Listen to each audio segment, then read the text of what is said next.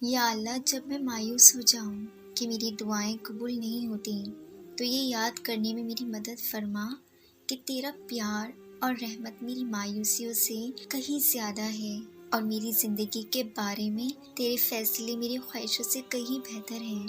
یا اللہ، میری وہی دعا قبول فرما جس میں تیری رحمت اور تیری رضا شامل ہو، اور مجھے ایسا کچھ نہ عطا فرما جس میں میری بربادی پوشیدہ ہو۔ یا اللہ، مجھے میری رحمتوں سے گھیر رکھ اور مجھے کبھی میرے نفس کے حوالے نہ کر۔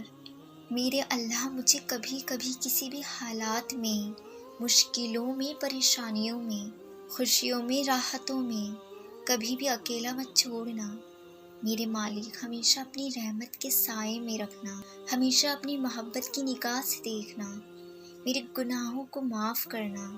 میرے مولا مجھے ایسا بنا دے کہ میں تجھے پسند آ جاؤں۔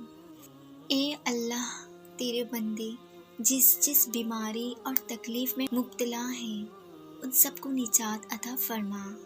یا اللہ، میرے والدین کو ان 70,000 لوگوں میں شامل فرما جو کسی بغیر حساب کتاب کے جنت میں داخل ہوں گے۔ روزے دار کے لیے دریائی مچھلیاں تک دعائیں مغفرت کرتی ہیں اور افطار کے وقت تک کرتی رہتی ہیں۔